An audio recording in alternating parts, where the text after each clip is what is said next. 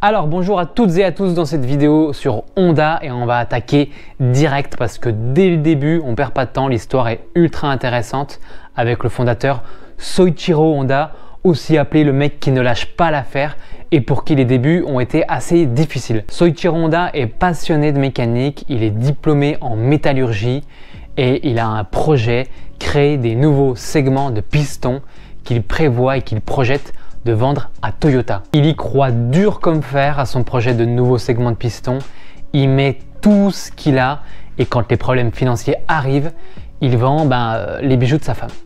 De toute façon, c'est pas grave, une fois qu'il aura revendu à Toyota, il deviendra richissime et il pourra tout racheter. C'est ce qu'il a dû dire à sa femme, j'imagine. Et après des années de travail acharné, il présente son projet à Toyota qui n'est pas intéressé. Mais comme on l'a vu, Honda, il lâche pas l'affaire, il passe 2 années supplémentaires à perfectionner ses segments de piston.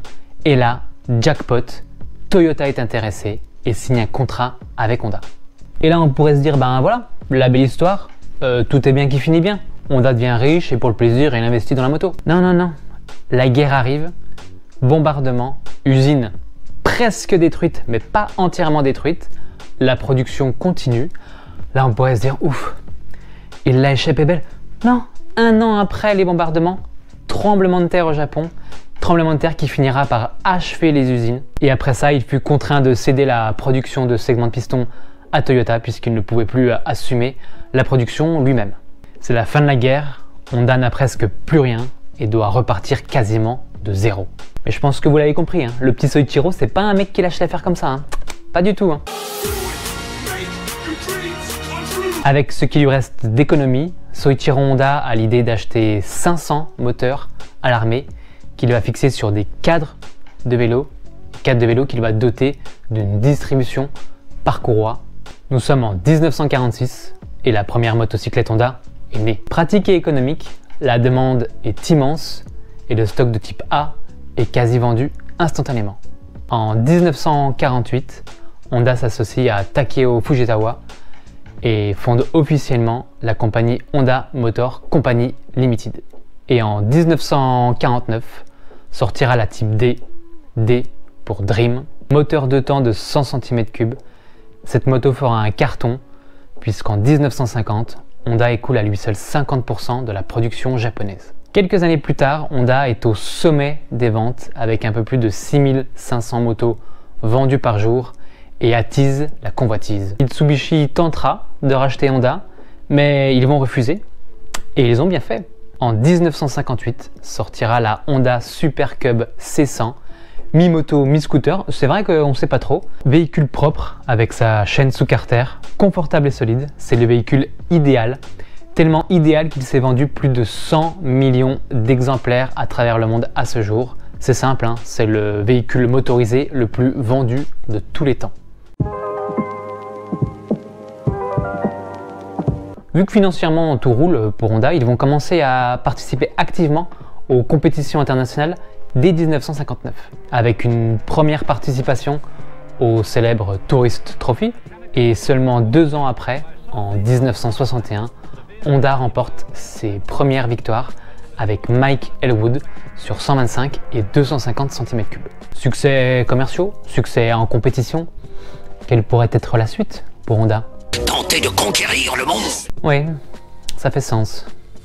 Et là, c'est une vraie partie de risque ou de monopoly, je sais pas trop, qui commence. Honda s'implémente en Belgique, en Thaïlande et aux USA.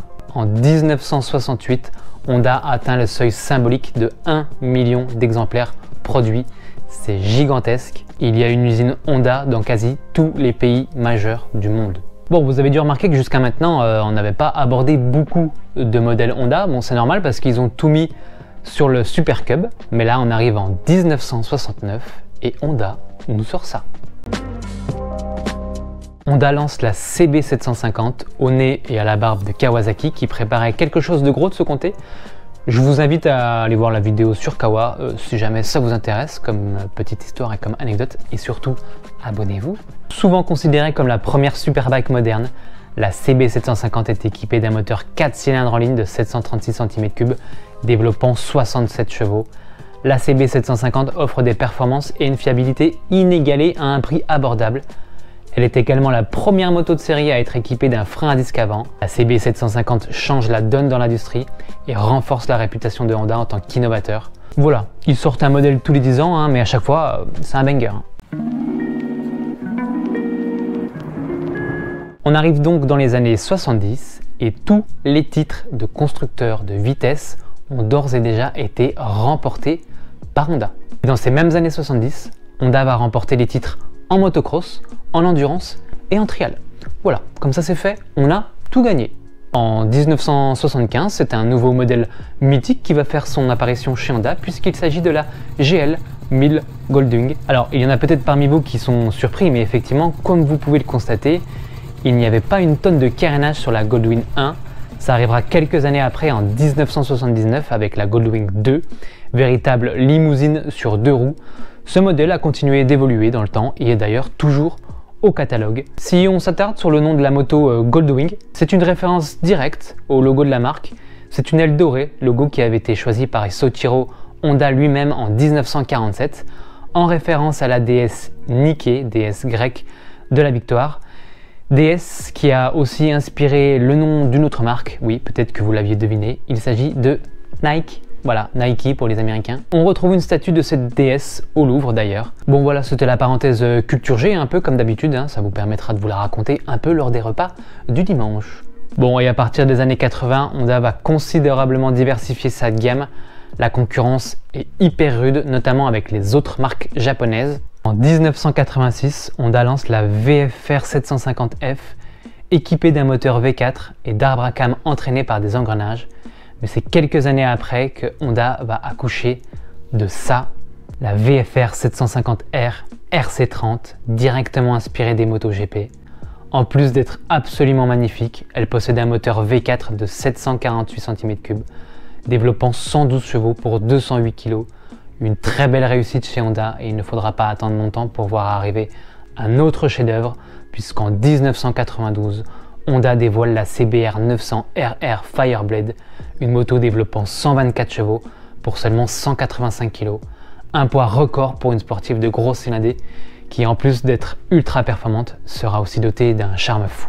Et là, si on a fait un beau focus sur les modèles sportifs, il faut savoir qu'Honda est sur tous les fronts, puisqu'en 1987, ils vont nous sortir ça, la fameuse Transalp, héritière de la longue lignée des XL.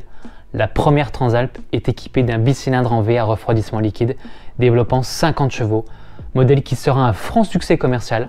On parle quand même de 150 000 unités dans le monde, dont 35 318 exemplaires en France en 20 ans. La Transalp sera suivie de près par la non moins fameuse Africa Twin qui sortira un an après. Fort de 4 victoires d'affilée au Paris-Dakar, Honda veut proposer un modèle un peu plus baroudeur en proposant une moto à la croisée des chemins entre une Transalp et la NXR qui est le modèle utilisé pour le Dakar. Et Honda ira jusqu'à remplacer la NXR par l'Africa Twin pour le Dakar, mais le modèle ne rencontrera pas le succès escompté puisque ce sera un certain Stéphane Peterencel qui mènera la danse sur Yamaha pendant quelques années. Et depuis, Honda continue de dominer le monde de la MotoGP avec des pilotes comme Valentino Rossi ou plus récemment Marc Marquez. Honda, c'est 817 victoires depuis la création de la compétition. Yamaha arrive deuxième avec 520 victoires, mais c'est aussi 72 titres mondiaux de constructeurs devant Yamaha encore qui en a 37. Bon, même si je vous vois venir, Honda c'est pas la folie sur ces dernières saisons MotoGP, mais bon, avec l'avance qu'ils ont, je pense qu'ils peuvent se le permettre. Mais la domination ne se fait pas seulement sur la scène sportive, Honda est le plus gros constructeur de 2 roues au monde. En 2023, c'est 18 millions de scooters et de motos vendus à travers le monde, pour un chiffre d'affaires avoisinant les 18 milliards d'euros. Depuis sa création, Honda a vendu plus de 400 millions de 2 roues. C'est colossal. Bien entendu, Honda, c'est aussi des innovations avec sa fameuse boîte DCT et plus récemment son système d'embrayage électrique e-clutch. Et une gamme de motos archi complète puisqu'on couvre tous les domaines, les sportives avec les très célèbres CBR 500, 600, 650 et 1000 RR, RR pour Race Replica si jamais vous ne l'aviez pas, les routières avec la fameuse Goldwing qui a une super allure je trouve, les trails avec l'Africa Twin qui est devenue une référence en la matière, la résurrection de la Transalp, c'est quand même très à la mode de ramener des anciens modèles à la vie en ce moment, les roadsters, avec les CB et notamment la 750 Hornet qui a fait sensation pour son retour au catalogue. C'est la deuxième moto la plus vendue en France en 2023. Toujours présente sur le marché des customs, même si la gamme n'est pas trop développée avec les Rebel 500 et 1100. Après, ce qui est intéressant, c'est qu'aux États-Unis, le catalogue est à peine plus fourni niveau custom, avec une jolie Shadow Phantom et une intrigante Honda Fury. Et on trouve aussi des motocross. On n'en a pas beaucoup parlé, désolé, mais c'est vrai qu'Honda, c'est un gros morceau. Il fallait faire des choix, mais voici le moment motocross de la vidéo, avec des belles CRF en action.